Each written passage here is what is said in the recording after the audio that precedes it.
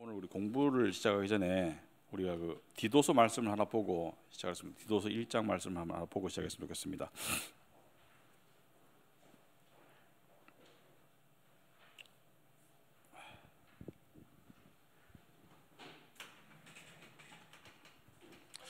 최근에 제가 그 큐티를 이제 아침에 그 성경을 디도서를 이렇게 봤는데요.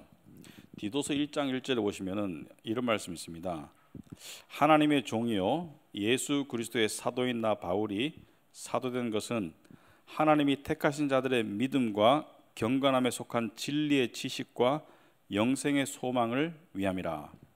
이 영생은 거짓이 없으신 하나님이 영원 전부터 약속하신 것인데 자기 때에 자기의 말씀을 전도로 나타내셨으니 이 전도는 우리 구주 하나님이 명하신 대로 내게 맡기신 것이라. 여기서 전도라는 단어가 있는데 이게 사실 설교라는 뜻입니다. 이 원어상 이게 말이 좀 이 전도라고 하면 문맥이 안 맞고, 사도 바울이 하나님의 종으로서 말씀을 설교로 하는 이유를 이야기하는데 1절에 보시면은 하나님이 택하신 자들의 믿음과 경건함에 속한 진리의 지식이라고 되어 있거든요. 진리의 지식이라는 단어가 나와요.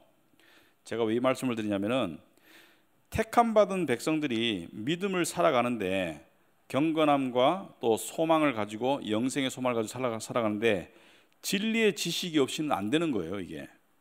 그래서 진리의 지식을 전하기 위해서 하나님이 선택하신 것이 바로 설교입니다.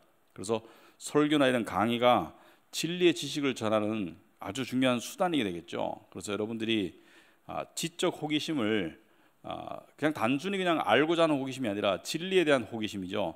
진리의 지식에 대한 호기심이 있어야 된다. 그래서 진리의 지식에 대한 호기심이 있어야지 신앙인으로서 살아있는 것이다. 그래서 진리의 지식에 대한 호기심이 없으면 상당히 문제가 생기게 되어 있습니다. 그래서 여러분들이 오늘 같은 공부를 나오셨는데 이 신학 공부가 막 뭐 이렇게 재미없을 때도 있습니다만은 진리에 관한 내용인 거는 맞아요. 그런데 이 진리에 관한 지식을 여러분들이 쌓으면 믿음이 단단해지는 결과가 분명히 오는 것은 정답입니다. 그래서 여러분들이 잘 오셨고 오늘도 우리 7번째 시간을 계속해서 할 텐데 오늘은 그 다윗의 언약에 대해서 우리 공부를 하겠습니다. 그래서 잠시 기도하고 시작하도록 하겠습니다. 사랑과 은혜가 충만하신 하나님 아버지, 참으로 감사합니다. 오늘 이 시간 저희들이 하나님의 거룩하신 말씀을 다시 공부하기 위해서, 또 그 거룩하신 말씀을 통해서 하나님께서 세우신 언약과 그 언약을 통해서 주어진 약속들과 또 그 약속들이 역사 속에서 어떻게 펼쳐져 왔고 또 앞으로 어떻게 더 펼쳐질지를 우리가 배우고 깨달아서 우리의 믿음이 더욱 자라고 우리의 소망이 더욱더 견고해지는 그러한 시간이 될 수 있도록 인도하여 주시옵시고, 이 시간 저희들이 공부하는 가운데 정말 마음을 쏟아서 이 지식을 우리가 진리의 지식을 습득하고 또 그것을 우리 것으로 소화할 수 있도록 인도하여 주시옵소서. 예수님 이름으로 기도합나이다. 아멘. 자, 오늘은 언약 신학 7번째 시간이었는데요. 다윗의 언약. 여러분, 다윗은 교회 조금만 다니는 분들 다 아는 그런 인물이죠. 구약에 나오는 아브라함, 다윗, 그죠? 유명한 인물이죠. 그래서 다윗이라는 이름을 쓰는 사람들도 있어요. 다윗. 그래서 이 영어로 데이비드, 그죠? 다윗이라는 이름도 참 많은데, 자, 다윗에게 하나님께서 어떤 언약을 약속하셨는가? 여러분, 다윗의 삶을 잠깐 여러분들이 아시겠지만은 잠깐 되짚어 봐야 됩니다. 이스라엘은 출애굽을 하고 난 다음에 한동안 누가 다스립니까? 왕이 있었습니까? 없었습니까? 왕이 없이 사사가 다스렸어요. 사사기라고 그러죠. 사사기. 선지자들이 다스리는 나라였어요. 그러니까 선지자는 하나님의 대리자로서 하나님의 통치를 받는다는 의미에서 사사들이 다스렸어요. 삼손도 사사였습니다. 드보라, 기드온, 사사들이죠. 사사들이 다스리다가 이스라엘 백성들이 우리도 다른 나라들처럼 왕을 달라고 하나님께 요구합니다. 이것이 하나님께 기쁜 요구가 아니었어요. 나의 통치가 부족하다는 말이냐? 너희들도 세상의 다른 나라들처럼 다른 민족들처럼 왕을 달라는 말이냐? 그래서 하나님께서 왕으로 주신 자가 누구입니까? 처음에 준 자가 사울입니다. 사울. 근데 사울이 40년을 통치하다가 누구에게로 왕권이 넘어가요? 다윗에게로 왕권이 넘어갑니다. 다윗은 하나님의 기름 부음 받은 자라고 그러죠. 그래서 하나님이 택하신 자다. 사울은 하나님이 왕으로 안 만들었는가?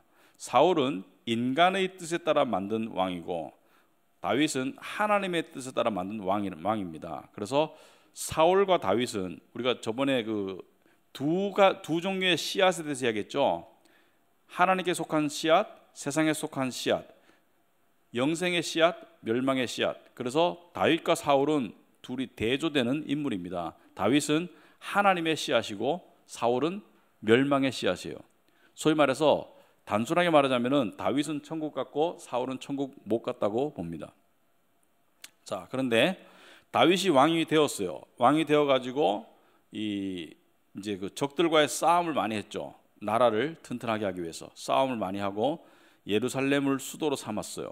예루살렘을 수도로 삼고 거기 하나님의 언약궤를 모셔왔습니다. 그래서 모셔왔는데 예루살렘에 이제 궁전을 짓고 이제 어느 정도 적들도 평정하고 어느 정도 태평한 시대가 도래했어요. 태평한 시대가 도래했을 때 다윗이 좀 기특한 생각을 합니다. 어떤 생각을 하느냐? 나는 이렇게 백향목 나무, 오늘날로 말하면 좋은 건축 자재로 집을 지은 집에 사는데 하나님의 이 언약궤, 하나님의 임재를 상징하는 하나님의 언약궤는 여전히 휘장 안에 있다, 휘막 안에 있다. 무슨 말입니까?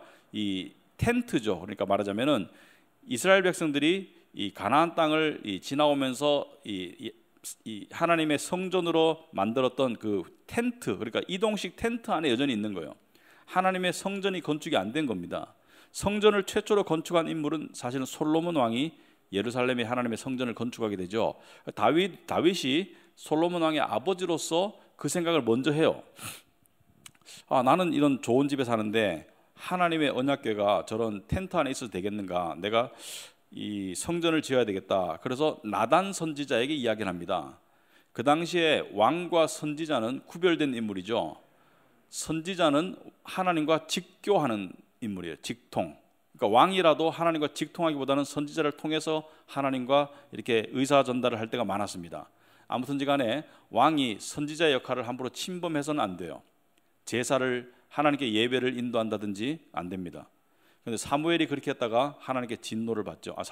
사울 왕이 사무엘이 올 때까지 기다리지 않고 자기가 직접 제사를 드렸다가 하나님께 사무엘에게 꾸지람을 듣고 하나님께 내쳐지게 되는 그런 결과가 되겠죠. 아무튼간에 나단은 그러니까 다윗 시대 하나님의 선지자였습니다. 그래서 나단이 하나님의 뜻을 많이 전했죠. 자, 다윗이 성전을 짓고 싶었는데 왜 못 짓게 되었는지 아시는 분 있어요? 왜 못 짓게 되었죠? 피를 많이 흘려서 그 손으로는 짓지 말아라. 너는 전쟁을 너무 많이 했다. 그래서 아들이 지어라. 그래서 다윗이 성전을 짓지는 않았지만 아들이 성전을 지을 수 있도록 많은 물자들을 미리 준비합니다. 건축 자재들, 성전 건축 기금들을 마련해서 아들에게 물려줘요. 그래서 솔로몬이 그 의리리한 예루살렘 성을 지을 때 다윗이 일조한 바가 큽니다. 자, 그 내용을 참고로 다윗의 언약은 무엇을 봐야 됩니까? 사무엘하 7장에 나오는 언약입니다. 사무엘하 7장을 한번 여러분 펴보시기 바랍니다. 그래서 오늘은 좀 공부 위주니까 매주가 매번이 공부 위주지만 여러분이 조금 공부한다는 생각을 한번 들어보세요. 이런 내용은 한번 들으면 잘 잊어버리지 않는 그런 내용입니다. 그래서 한번 들으면 잘 잊어버리지 않고 또 한번 듣는 것이 중요합니다. 왜냐하면 이것을 알고 있는 게 상당히 중요해요. 자, 그래서 아까 지금 제가 말한 내용을 바탕으로 사무엘하 7장을 볼 텐데 제가 읽으면서 쭉 설명할 테니까 여러분 따라오시면 돼요. 마음으로, 눈으로. 여호와께서 주의 모든 원수를 무찌르사 왕으로 궁에 평안히 살게 하신 때에, 여기 왕은 다윗 왕을 말하죠. 왕이 선지자 나단에게 이르되 볼지어다 나는 백향목 궁에 살거늘 하나님의 궤는 언약궤는 휘장 가운데 있도다. 텐트에 있다는 거예요. 나단이 왕께 아뢰되 여호와께서 왕과 함께 계시니 마음에 있는 모든 것을 행하소서 하니라. 자, 2절에서 다윗 왕이 의미하는 것은 무엇입니까? 여호와의 궤는 여전히 휘장 가운데 있으니까 어떻게 해요? 나같이 백향목 같은 좋은 나무로 하나님의 전을 건축하겠다는 뜻을 말하니까 나단이 인간적인 생각에서는 그냥 왕이 좋은 대로 하시면 되겠습니다. 하나님께 물어보지 않고 답을 했는 거예요. 그거 좋은 생각입니다. 예를 들어서 어떤 사람이 교인이 또는 목사님한테 찾아와 가지고 이 교회를 좀 성전을 좀 짓고 싶은데 제가 돈을 내겠습니다. 목사님 생각해 보니까 좋은 생각이 같아요. 뭐 나쁠 거 없지 않습니까? 이렇게 생각하는 거죠. 자, 근데 그 밤에 4절에 여호와의 말씀이 나단에게 임하여 이르시되 선지자에게 임했어요. 가서 내 종 다윗에게 말하기를 여호와께서 이와 같이 말씀하시되 네가 나를 위하여 내가 살 집을 건축하겠느냐. 자, 여기서는 다윗 왕으로부터 건축하지 못하게 하는 이유를 밝히지 않았으나 그 이유는 다른 데서 나오죠. 피를 많이 흘렸다는 이유가, 내가 이스라엘 자손을 애굽에서 인도하던 날부터 오늘까지 집에 살지 아니하고 장막과 성막 안에서 다녔나니, 자, 하나님께서 당신의 임재가 건물 안에 있지 않고 장막과 성막 속에서 있었다. 이스라엘 자손과 더불어 다니는 모든 곳에서 내가 내 백성 이스라엘을 먹이라고 명령한 이스라엘 어느 지파들 가운데 하나에게 내가 말하기를 너희가 어찌하여 나를 위하여 백향목 집을 건축하지 아니하였느냐고 말하였느냐. 무슨 말이냐면은 하나님께서 어느 지파에게, 어느 누구에게 너희가 왜 나를 위해서 의리한 성전을 짓지 않느냐라고 내가 말한 적이 있느냐. 나는 그런 걸 원하지 않았다, 이렇게 말씀하죠. 우리가 그 교회를 하다 보면은 교회를 짓는 거는 저는 나쁘지 않다고 생각합니다. 교회가 필요하면 교회를 지어야 되죠. 뭐 교회를 뭐 짓든지 교회를 임대하든지 예배 소설을 마련해야 되는데, 교회를 호텔식으로 짓는 거는 그죠? 하나님이 기뻐하실까 생각해 봐야 됩니다. 교회는 엄숙한 분위기면 돼요. 아무튼 간에 하나님께서 내가 백향목으로 집을 건축하지 않았냐고 말하였느냐. 그러므로 이제 내 종 다윗에게 이와 같이 말하라. 만군의 여호와께서 이와 같이 말씀하시기를 내가 너를 목장 곧 양을 따르는 데에서 데려다가 내 백성 이스라엘의 주권자로 삼고. 자, 다윗의 전직이 뭐였죠? 전직이 양치기였죠. 양치기는 이스라엘에서 유대인들 중에서 양치기는 뭐예요? 좀 이렇게 천한 직업에 속합니다. 그러니까 그냥 별 볼 일 없는, 소위 말해서 그냥 누구나 할 수 있는 그런 일을 하는 너를 데려다가 내가 왕으로 삼지 않았느냐. 그리고 9절에 네가 가는 모든 곳에서 내가 너와 함께 있어 내 모든 원수를 내 앞에서 멸하였은즉 땅에서 위대한 자들의 이름같이 내 이름을 위대하게 만들어 주리라. 자, 전쟁을 다윗이 했지만 실제로 승리는 누가 가져온 거예요? 하나님께서 승리를 주신 겁니다. 여러분이 세상을 살아가지만 여러분의 삶 가운데 승리는 하나님이 주시는 거예요. 아무튼 간에 내가 너의 이름을 위대하게 만들어 주리라. 자, 여기서 이 말을 들으면은 하나님이 나의 이름도 위대하게 만들어 주셔야지 이렇게 생각하는 사람이 많은데, 이 다윗의 이름을 위대하게 만들어 주는 이유는 무엇입니까? 하나님의 영광을 위한 것이지 다윗의 영광을 위한 게 아니에요. 직접적으로, 더 궁극적으로. 자, 내가 또 내 백성 이스라엘을 위하여 한 곳을 정하여 그를 심고, 여기서 한 곳을 정했다는 것은 뭐죠? 바로 가나안 땅을 말합니다. 한 곳을 정하여 그를 심고 그를 거주하게 하고 다시 옮기지 못하게 하며 악한 종류로 전과 같이 그들을 해하지 못하게 하며 전에 내가 사사에게 명령하여 내 백성 이스라엘을 다스리던 때와 같지 아니하게 하고 너를 모든 원수에게서 벗어나 편히 쉬게 하리라. 여호와가 또 내게 이르노니 여호와가 너를 위하여 집을 짓고. 자, 이 굉장히 중요한 내용입니다. 자, 다윗이 지금 뭐예요? 하나님, 제가 하나님께 백향목 의리한 성전을 지어드리겠습니다. 하나님 뭐예요? 야, 이놈아, 내가 보잘것없는 양치기 너를 데려다 왕으로 삼고 이스라엘 백성에게 가나안 땅에 거하게 하고 내가 너의 원수들을 무찌르고 너의 이름을 대단하게 해서 너의 백성 유대 백성 나의 민족이 그 사사가 다스리던 때와 같이 외적의 침입에 의해서 노예 생활하고 그러지 않고 주권 국가를 이루어서 평안히 살게 한 게 누구냐? 나라. 네가 나를 위해서 집을 짓겠냐? 내가 너를 위해서 집을 지을 것이다. 무슨 말입니까? 다윗의 뜻은 갸륵하게 받아요, 하나님께서. 하지만 하나님께서 하신 말의 뜻은 뭐예요? 네가 나를 위해서 뭔가 위대한 일을 하는 게 중요한 게 아니라 내가 너를 위해서 위대한 일을 하는 것이다, 이거예요. 이게 참 중요한 신학의 내용입니다. 우리는 이렇게 생각할 때 있어요. 하나님을 위해서 내가 어떤 위대한 사람이 될까? 그게 아니고요, 위대하신 하나님이 나를 통해서 어떤 역사를 하실까? 이게 중요한 거예요. 그래서 진정한 신앙은 내가 위대해지는 게 아닙니다. 위대하신 하나님이 나를 통해서 어떤 역사를 하실까? 이게 중요한 거예요. 그죠? 하나님께서 그걸 말씀하시는 거예요. 자, 내가 너를 위하여 집을 짓고 12절에 네 수완이 차서 네가 수명을 다해서 네 조상들과 함께 누울 때 내가 네 몸에서 내 씨를 내 뒤에 세워 그의 나라를 견고하게 하리라. 그는 내 이름을 위하여 집을 건축할 것이요. 여기서 말하는 그는 누구죠? 솔로몬 왕이죠. 솔로몬 왕이 내 이름을 위하여 집을 건축할 것이다. 하나님께서 예언하세요. 솔로몬이 잘나서 하나님의 집을, 성전을 건축한 게 아니라 하나님의 뜻이 함께 있는 거죠. 그죠? 그는 내 이름을 위하여 그 집을 건축할 것이요 나는 그의 나라 왕위를 영원히 견고하게 하리라. 나는 그에게 아버지가 되고 그는 내게 아들이 되리니 그가 만일 죄를 범하면 내가 사람의 매와 인생의 채찍으로 징계하려니와. 솔로몬이 죄를 범했습니까 안 했습니까? 솔로몬이 죄를 범했죠. 솔로몬이 여호와를 떠났어요. 마음으로. 왜 떠났습니까? 향락과 여자들 때문에 여호와를 떠났어요. 그래가지고 징계하려니와 매와 인생의 채찍으로 징계했어요. 솔로몬을.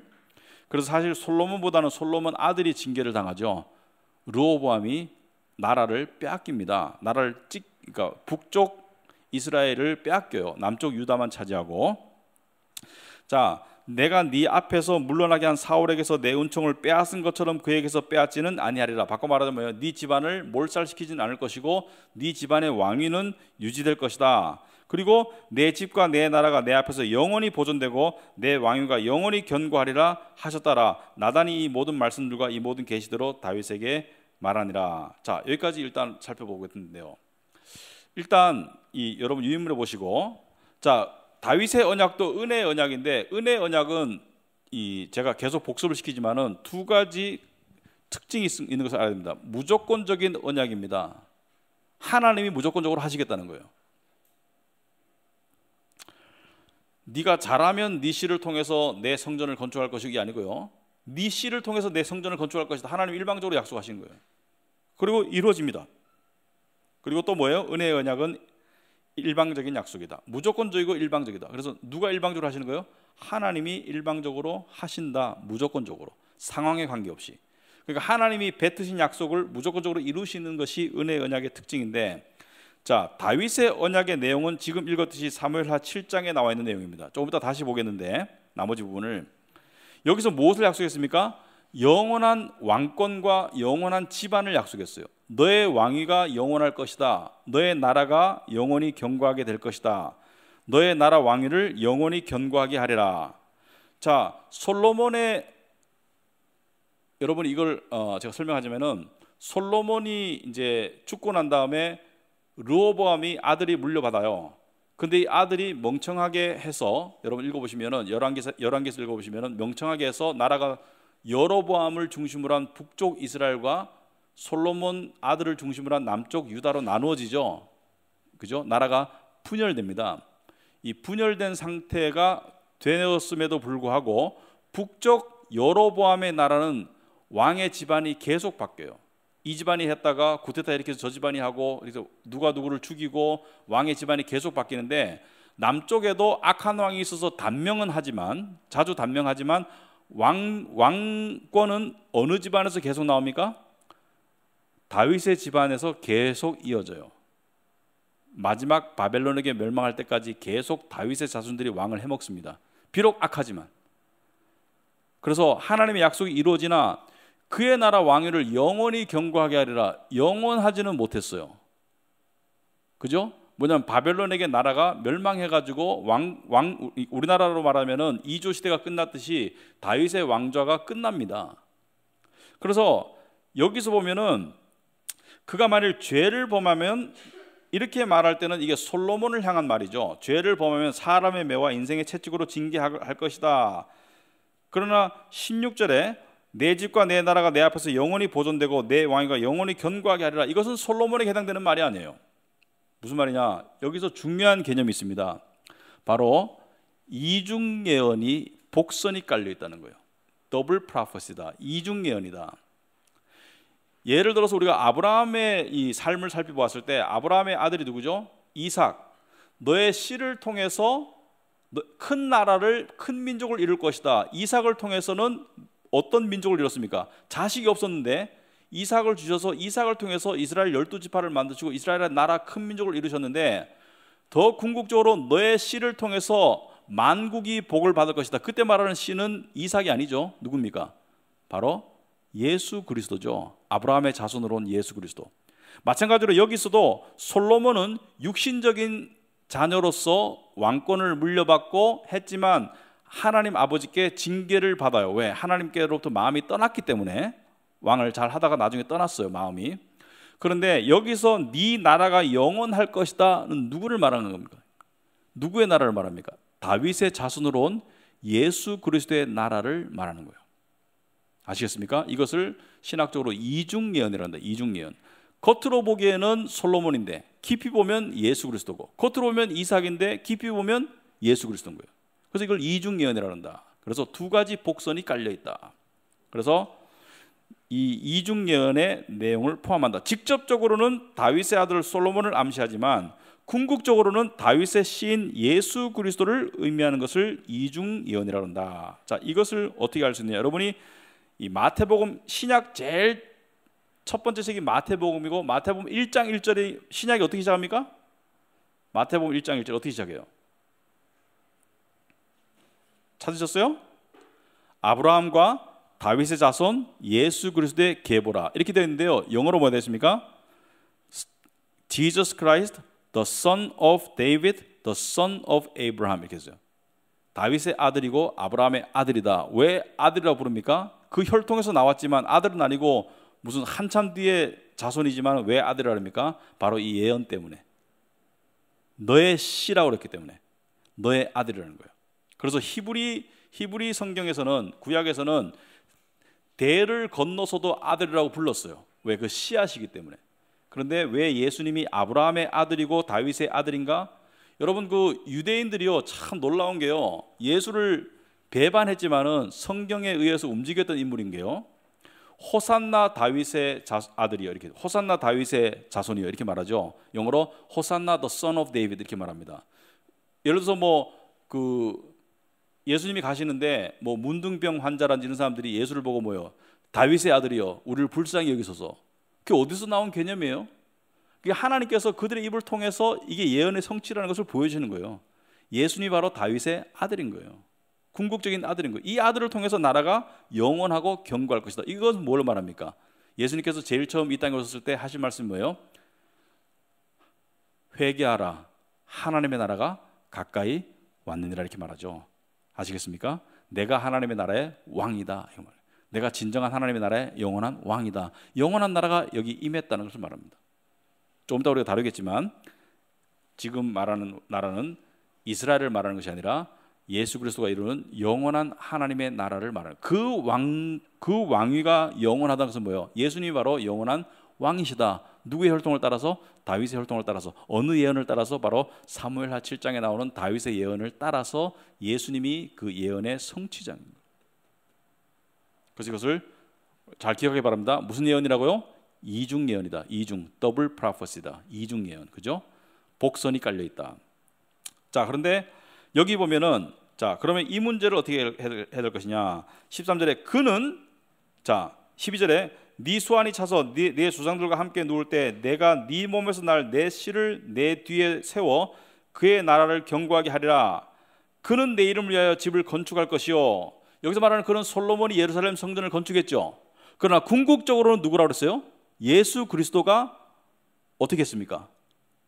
여러분이 그 신약과 구약을 이렇게 교차해서 보면요 참 재밌어요. 여러분 유인물의 그 1페이지 보시면은 밑에 요한복음 2장 말씀을 제가 적어놨죠. 2장 19절에 예수님께서 유대인들과 참 이 대화를 나누는데 예수께서 대답하여 이르실 때 너희가 이 성전을 헐어라. 내가 사흘 동안에 일으키리라. 유대인들이 이르되 이 성전은 46년 동안에 지었거늘 46년 동안 지었는데 아직 다 짓지도 못했어요. 옛날에 건물들은 뭐 오래 짓잖아요. 네가 3일 동안에 일으키겠냐 하더라도 46년 동안에도 못 지은 건물을 어떻게 네가 3일 만에 짓겠느냐. 여기서 말하는 성전은 이 헤롯 성전을 말하죠. 이 43일 만에 어떻게 일으키겠느냐. 그러나 예수는 성전된 자기 육체를 가리킨다. 성전은 왜 성전이죠? 성전은 왜 성전입니까? 하나님의 임재가 있어야 성전이죠. 그죠? 그러니까 우리가 이것을 성전이라고 불러요. 이게 삼전동에 있는 삼전 빌딩 3층인데 이게 왜 성전입니까? 이 자체가 성전인 것이 아니고요. 하나님의 임재가 있는 성도들이 모여서 함께 예수의 몸을 이루기 때문에 하나님의 성전이 되는 거예요. 그래서 예수님께서는 성전 되시는 자기 육체를 가리켜 말씀하신 것이다. 자, 이것을 어떻게 이해를 해야 되냐? 성전은 하나님의 임재가 있는 곳입니다. 예수께서 부활하심으로 말미암아 그 부활하신 그 예수님께서 성령의 모습으로 성도들 안에 들어오세요. 그러면 성도는 뭐가 되죠? 성전이 되는 거예요. 왜? 성전 되시는 예수님 자체가 하나님의 임재 아닙니까? 그러니까 성전이죠. 성전. 그 성전이 우리 안에 들어오시니까 우리도 성전이 되는 것이죠. 이해가 됩니까?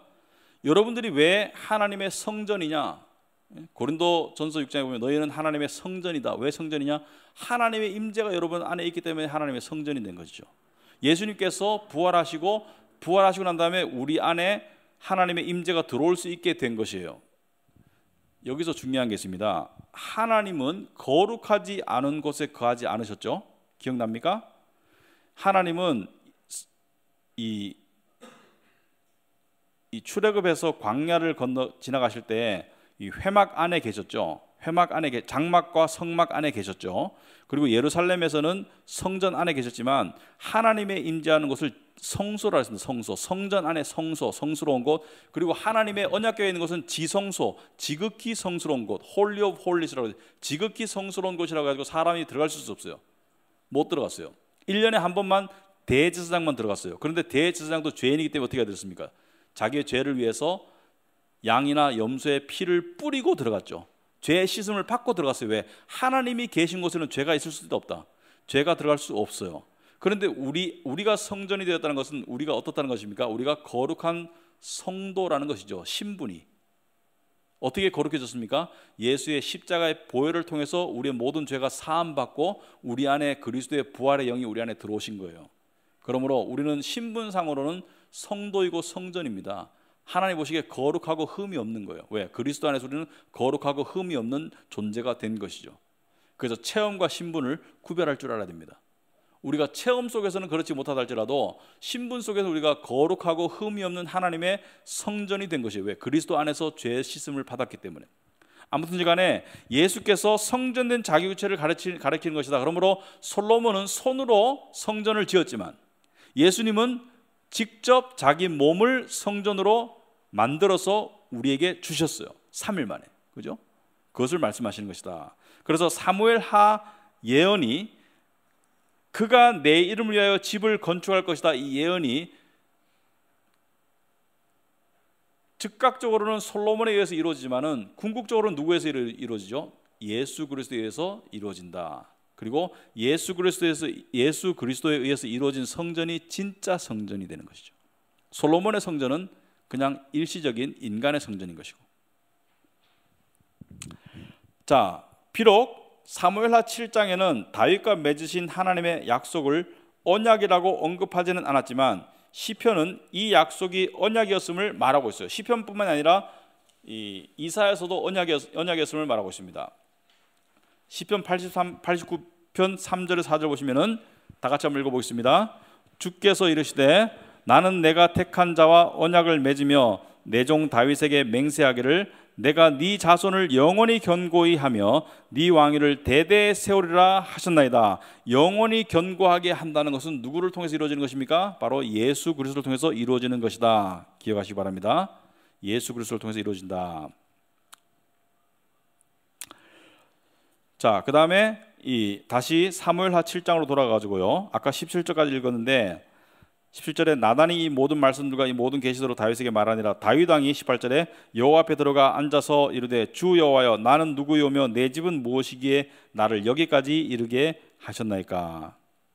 주 여호와여 주께서 이것을 오히려 적게 여기시고 또 종의 집에 있을 먼 장래 일까지도 말씀하셨나이다. 주 여호와여 이것이 사람의 법이니이다. 주 여호와는 주의 종을 아시오니 다윗이 다시 주께 무슨 말씀을 하오리이까. 쭉 말하는데요.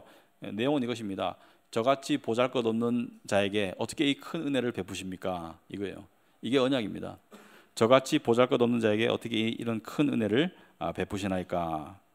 그래서 22절에 그런즉 주 여호와여 이러므로 주는 위대하시니 이는 우리 귀로 들은 대로는 주와 같은 이가 없고 주 외에는 신이 없음이니이다. 언약의 은혜와 축복을 받은 자의 고백입니다.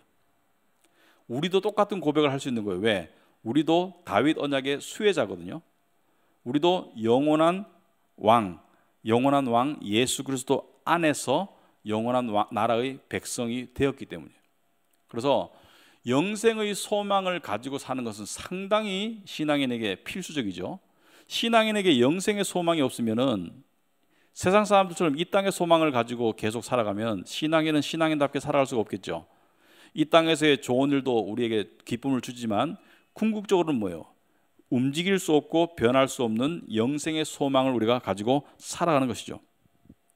그래서 다시 유인물로 돌아가지고 이 페이지 중간 위에 보시면은 다윗을 통한 이스라엘의 건설과 이웃 나라들을 제압함은, 그죠? 다윗을 통해서 이스라엘을 건설하고 이웃 나라들을 제압함은 그리스도를 통한 하나님 나라의 건설과 사탄과 세상을 이기신 승리를 미리 보여주는 것이다. 자, 나라가 영원하려면 어떻게 됩니까?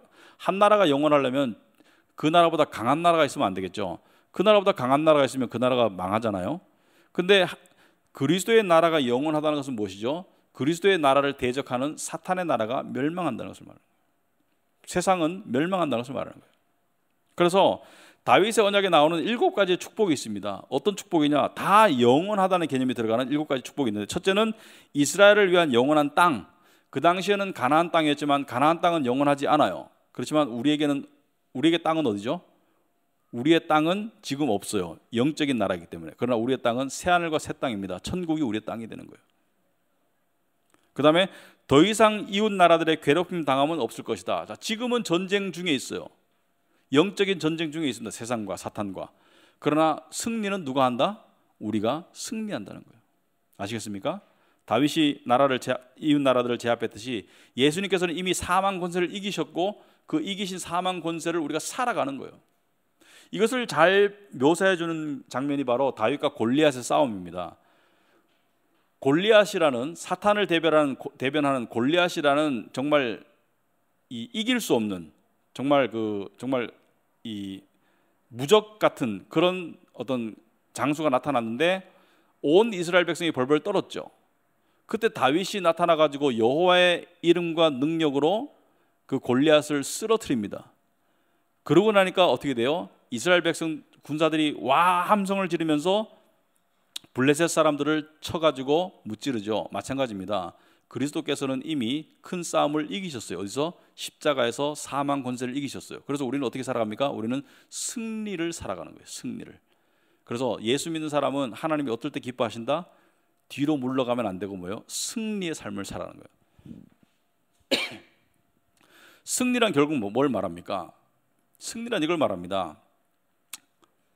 어떤 상황이 올지라도 주님 한 분만으로 나는 만족하네. 이게 승리입니다. 어떤 상황이 와더라도 주님이 나와 함께 하시기 때문에 나는 이길 수 있네, 견딜 수 있네. 이게 승리입니다. 자, 그 다음에 다윗의 왕국은 세 번째, 영원할 것이다. 그죠? 다윗의 왕국은 영원할 것이다. 영원한 하나님 아버지의 보살피심이 있을 것이다. 내가 보살피실 것이다. 다윗의 집안은 영원할 것이다. 다윗의 왕권도 영원할 것이다. 그러므로 영원한 언약이 되는 것이죠. 영원한 언약이다. 그죠? 영원한 언약이다. 자, 훗날에 다윗은 나중에 늙어서 사무엘하 7장에서 일어난 하나님과의 은혜로운 언약을 상기하면서 시편 132편을 짓습니다. 그러니까 시편이 그냥 지은 게 아니고요. 시편이 많은 부분이 역사와 관계가 있습니다. 그래서 시편 132편을 한번 보시기 바랍니다.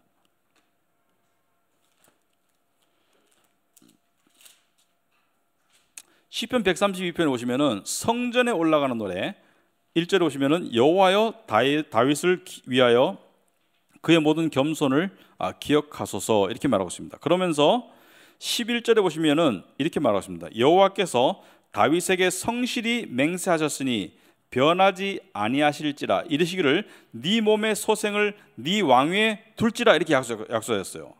무엇을 말합니까? 여기서 말하는 왕권은 그냥 솔로몬을 말하는 게 아니에요. 메시아가 네 집안에서 나올 것을 암시하는 거예요. 메시아는 그리스도는 무슨 뜻이라 했습니까? 하나님이 보내신 왕이라는 뜻입니다. 그리스도는 하나님이 보내신 왕이다. 그래서 네 몸의 소생을 네 왕위에 둘지라 뭐요? 네 몸의 소생 예수 그리스도가 왕이 될 것이다. 하나님 나라 백성의 왕이 될 것이다. 그래서 메시아는 다윗의 왕위를 이어받을 것이다. 그래서 다윗은 메시아를 통해서 영원한 왕위를 이어갈 수 있는 그런 축복을 받죠. 그래서 17절에 내가 거기서 다윗에게, 시편 130편 17절, 내가 거기서 다윗에게 뿔이 나게 할 것이라. 내가 내 기름 부은 자를 위하여 등을 준비하였도다. 그죠? 다윗에게 뿔이 나게 할 것이다. 뭐요? 다윗으로부터 왕이 나올 것이다. 내 기름 부음 받은 자를 위하여 등을 준비하였도다. 여기서 기름 부음 받은 자는 누구예요? 바로 메시아를 말한다. 그 다음에 다윗과 그의 자손, 즉 솔로몬과 그리스도는 원수를 이기고 승리할 것이다. 그래서 18절에 내가 그의 원수에게는 수치를 옷 입히고 그에게는 왕관이 빛나게 하리라 하셨도다. 자, 하나님께서 예수를 대적하던 모든 자들에게 수치를 입히십니다. 그리고 예수의 왕관이 영원히 빛날 수 있도록 할 것이다. 그리스도의 왕관이 영원히 빛나도록 할 것이다. 자, 그래서 다윗과의 언약을 하나님께서는 나중에, 수백 년이 흐른 나중에 선지자 이사야를 통하여서 재확인하세요. 어떻게 확인하시느냐? 이사야서 55장 3절에 보시면은 너희는 귀를 기울이고 내게로 나와 들으라. 그리하면 너희의 영혼이 살리라. 내가 너희를 위하여 영원한 언약을 맺으리니 곧 다윗에게 허락한 확실한 은혜이니라. 이것은 무엇을 말합니까? 다윗과 맺은 이 영원한 나라의 언약이 누구에게도 적용된다고요? 바로 하나님의 백성에게도 적용이 된다. 어떻게? 우리는 영원한 나라예요. 무슨 말입니까? 영원한 나라는요, 잘 들어보세요. 영원한 나라는 영원하지 않는 백성을 백성으로 두지 않습니다. 영원한 나라는 왕이 영원해야 되고 영토가 영원해야 되고 백성이 영원해야 돼요. 예수 그리스도가 영원하시고 천국이 영원하고 거기에 들어갈 살 자들도 영원한 것이 영원한 나라입니다.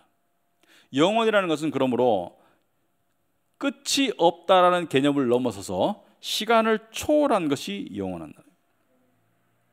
그런데 우리는 아직까지도 그 영원한 나라에 들어가지는 않았어요. 그죠? 들어갔습니까? 안 들어갔습니까? 이거 좀 애매한 문제인데요. 영적으로는 들어갔습니까? 안 들어갔습니까? 영적으로는 영원한 나라에 들어갔어요. 왜? 영으로는 우리가 거듭났기 때문에. 육적으로는 아직 들어가지 못했어요. 그래서 이것도 중요한 개념인데요. 이 3페이지 제일 위에 보면은 다윗의 언약은 예수 그리스도에 의하여 이루어졌고 또 이루어질 것이다를 기억하세요. 하나님 나라가 임했습니까? 안 했습니까? 우리에게 임했어요. 하나님 나라가 임했습니다. 언제 임했습니까? 예수의 오심을 통해서, 초림을 통해서 이 땅에 임했어요. 그걸 어떻게 알 수 있느냐?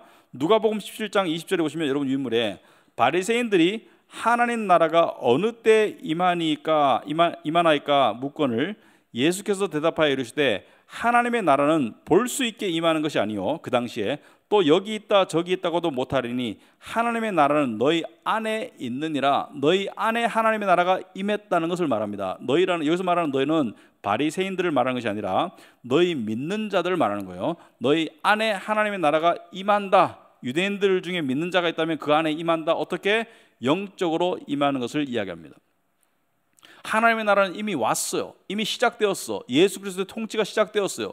그래서 우리는 하나님의 백성인데 우리가 말씀을 통한 예수의 통치를 받을 때는 하나님 나라의 특징이 뭐죠? 하나님 나라는 먹고 마시는 것이 있는 것이 아니라 평강과 의라고 그랬죠. 그래서 예수 그리스도의 통치를 받을 때는 우리 삶에 평강과 의가 나타나지만 그렇지 않을 때는 뭐가 나타나요? 무질서와 초조함과 불안과 이런 것들이 나타나죠. 하나님 나라의 통치가 임했어요. 영적으로는, 내적으로는 우리 안에 임했습니다. 그 통치의 증거가 평강과 의예요. 먹고 마시는 것에 있다는 것이 아니라는 것은 하나님의 나라는 세상적으로 잘 살고 건강한 것과 관계없다는 거예요. 세상적으로 잘 살고 건강한 것은 하나님 나라가 아니라 세상 사람들도 얼마든지 누릴 수 있는 거예요. 하나님 나라는 먹고 마시는 것에 있는 것이 아니라고 로마서에 나와 있습니다. 하나님 나라는 의와 평강 가운데 있는 거예요. 로마서 한번 볼까요?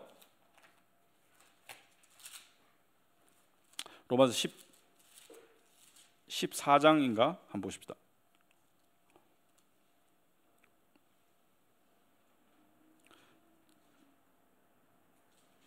몇 절인지 17절 보십시다. 로마서 14장 17절에 찾으셨나요? 로마서 14장 17절에 다 같이 한번 읽어봅시다. 하나님의 나라는 먹는 것과 마시는 것이 아니요 오직 성령 안에 있는 의와 평강과 희락이다. 제가 그 의와 평강이라고 하는데 희락도 포함이 되네요. 하나님의 나라의 통치 안에 있으면 의와 평강과 희락이 나타난다. 나는 힘들어 죽겠는데 평강이 없는데 희락이 없는데 하나님 나라가 그것을 이기고 뚫고 나온다는 거예요. 어떻게 해야 됩니까? 하나님 나라를 꽉 붙잡아라 이거예요. 힘들 때라도 하나님 나라를 꽉 붙잡으면 결국에는 평강과 의와 희락을 얻을 수 있다는 것을 약속하신 것입니다. 그런데 이 땅에서는 의와 평강과 희락만을 누릴 수가 없어요. 왜? 영적으로는 하나님 나라가 임했지만 육적으로는 아직 우리가 하나님 나라에 들어갔어요? 못 들어갔어요? 못 들어갔어요. 예수님의 재림 때 우리가 부활의 몸을 입을 때 비로소 완전한 하나님 나라에 들어가게 되고, 잘 들어보세요. 지금은 눈에 보이지 않고 우리가 보지 않고 믿는 이 하나님의 영적인 나라가 그때는 가시적인 현실이 되는 것입니다. 그것이 계시록에 나오는 새하늘과 새 땅이죠. 계시록 21장에 보라 새 예루살렘 새 하늘과 새 땅이 내려온다. 그때 하나님 나라가 눈에 보이는 가시적인 현실이 되는 거예요. 그때 이때까지 보이지 않던 하나님 나라의 영토가 새 하늘과 새 땅으로 나타나게 되고요. 하나님 나라의 왕이신 예수님이 재림하시게 되고요. 그리고 우리도 호련히 변해서 어떻게 돼요? 하나님 나라의 백성인 영원한 부활의 존재가 됩니다. 그래서 이것을 신학적으로 뭐라 합니까? 여러분 이걸 설명하기 위해서 제가 이야기했는데요. 이미 임했지만 아직 완성된 건 아니다. 그래서 영어 아무리 몰라도 이 단어 아시겠죠? Already 이미 but not yet 아직 이루어지지 않았다. Already but not yet 그럽니다. 따라봅시다. Already but not yet. 무슨 말입니까? 이미 하나님 나라는 임했지만 아직 아니라는 거예요. 아직 완성되진 않았다는 거예요. 그러면 이미 하나님 나라에 영적으로 들어간 우리는 어떤 소망을 가지고 살아야 될까요? 하나님 나라가 이 땅에 임할 것을 소망하며 사는 것이죠. 그래서 주기도문에 나라가 임하옵시며 나라가 임하기를 소망하는 것이죠. 왜 그것을 소망합니까? 단지 우리가 고통 없는 하나님 나라에 들어가는 것도 소망이지만 반대로 보면은 정말 여러분 세상 살기 힘들죠. 아침부터 힘들지 않습니까? 일어나기 힘들고 직장 가기 힘들고 또 몸도 아프면 힘들고 피곤해서 힘들고 배고파서 힘들고 정신적으로도 문제가 있어서 힘들고 여러 가지 힘든 일들이 많죠. 이 모든 것을 벗어날 수 있는 게 하나님 나라예요. 모든 것을 벗어날 수 있는, 내가 네 눈에서 눈물을 닦아줄 것이다. 이게 하나님 나라입니다. 그래서 이미 임했지만 예수님 재림 때 눈에 보이는 가시적이며 완성된 현실이 될 것이다. 기억이 들어야 합니다. 이미 임했지만 예수님 오실 때 눈에 보이는 가시적이고 완성된 현실이 될 것이다. 아직 완성되진 않았어요. 이미 이루어졌지만 already but not yet 완성되진 않았습니다. 그래서 하나님 나라는 이미 임했지만 완성되진 않았다. 자, 다윗의 언약은 이루어졌습니까? 예, 하지만 완성되지는 않았어요. 예수님의 초림에 의해서 이루어졌지만 예수님의 재림을 통해서 완성될 것을 역사는 그것을 향해서 나아가고 있는 거예요. 그래서 역사는 결국은요 예수님에 의해서 움직이는 게 역사입니다. 예수님의 초림에 의해서 하나님 나라가 임했고요, 이 하나님 나라가 완성되는 것이 예수님의 재림입니다. 미국이 뭐 잘나고 중국이 잘나고 뭐 어디가 패권을 이룰까 이게 아니에요. 역사는 미국이 이길지 중국이 이길지 몰라요. 그거는 중요한 거 아니에요. 중요한 거는 세상 모든 나라는 다 망해요. 미국도 망하고 중국도 망하고 다 망합니다. 우리가 미워하는 일본도 망하고요, 일본이 미워하는 우리나라도 망하게 되어 있습니다. 다 망합니다. 이거 다 망해요. 그래서 다윗의 언약은 마지막에 그리스도에 의하여 성취되었고 우리 성도는 그 언약의 수혜자가 되었다. 그래서 이 말씀을 같이 한번 읽어봅시다. 베드로전서 2장 9절 다 같이. 그러나 너희는 택하신 족속이요 왕같은 제사장들이요 거룩한 나라요 그의 소유관 된 백성이니 이는 너희를 어두운 데서 불러내어 그의 기이한 빛에 들어가게 하신 이의 아름다운 덕을 선포하게 하려 하심이라. 자, 우리는 뭐라고요? 택하신 족속이고 왕같은 제사장들이고 거룩한 나라라고 했습니다. 여러분 그리스도인이요 참 중요한 게요, 자기의 신분을 자꾸 깨달아가야 돼요. 자꾸 자기의 체험을 바라보면 안 됩니다. 신분을 깨달아가야 돼요. 지금 내가 체험 속에서는 뭐 별 볼 일 없는 김아무개 이아무개일 수 있지만은 신분이 뭡니까? 거룩한 나라예요. 왕 같은 제사장들이에요. 하나님의 소유된 백성이라고 했습니다. 그래서 신학이 중요한 겁니다. 신학은 느낌과 생각에 의존하는 신앙이 아닙니다. 신학은 진리를 바탕으로 하는 신앙으로 만들어줍니다. 느낌과 생각은 인간적이에요. 인간적인 느낌과 생각은 하나님의 진리에 절대로 이룰 수가 없고 진리를 깨우치지 못합니다. 육신의 생각은 하나님의 생각을 이룰 수가 없어요. 오직 진리를 받아들일 때 하나님의 그 뜻을 깨우칠 수가 있는데, 그 진리의 틀을 마련해 주는 게 신학입니다. 여러분이 이런 다윗의 언약 같은 것을 공부하고 아브라함의 언약을 공부하고 이 언약을 공부하다 보면 어떤 틀이 생깁니까? 여러분 안에 하나님과 여러분의 언약의 관계에 대한 틀이 확고하게 자리 잡혀요. 그 틀 속에서 말씀들을 깨우쳐갈 때 진짜 깨우쳐가는 것이지, 그냥 감정적으로 오늘 읽어보고 큐티가 좋았어, 찡했어, 뭐 오늘 별 느낌이 없었어, 이거 아니에요. 물론 은혜는 감동으로 다가오게 마련입니다. 그 감동 자체를 무시하는 건 아닙니다만은, 그냥 오늘 말씀 들으니까 마음이 흐뭇했어, 따뜻했어, 그 정도 가지고 신앙생활 안 됩니다. 진리는 그 이상이에요.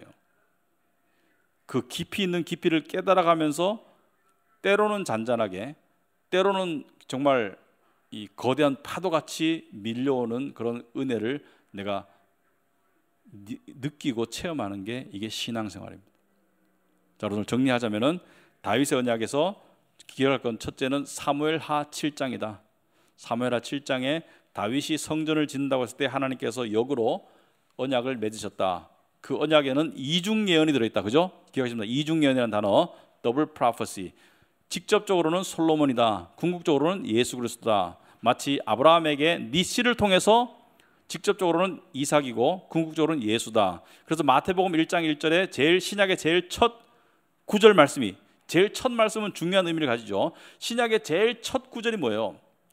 아브라함의 자손, 다윗의 자손, 예수 그리스도의 계보다. 여기서 자손이라는 것은 the son of Abraham, the son of David다. 그죠? 아들이라는 뜻이다. 그것은 바로 아브라함의 언약과 다윗의 언약을 이어받은 말씀이라는 뜻이다. 자, 그리고 또 좀 전에 설명했던 하나님의 나라는 영적으로 이미 임했다. 영원한 나라가 임했어요. 예수님께서 오셨을 때 회개하라, 천국이 가까이 왔다, 천국이 임했다는 것을 말합니다. 하나님 나라가 임했어요. 그 하나님 나라가 정말 이 질풍노도처럼 정말 광범위하게 이 땅에 임한 날이 오순절날입니다. 오순절날 하나님 나라가 이 땅에 광범위하게 임한 거예요. 자, 임했어요.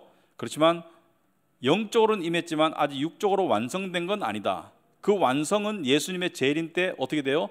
그 영토가 눈에 보이고 나라를 구성하는 데는 세 가지가 있어야 돼요. 왕과 백성과 영토가 있어야 돼요.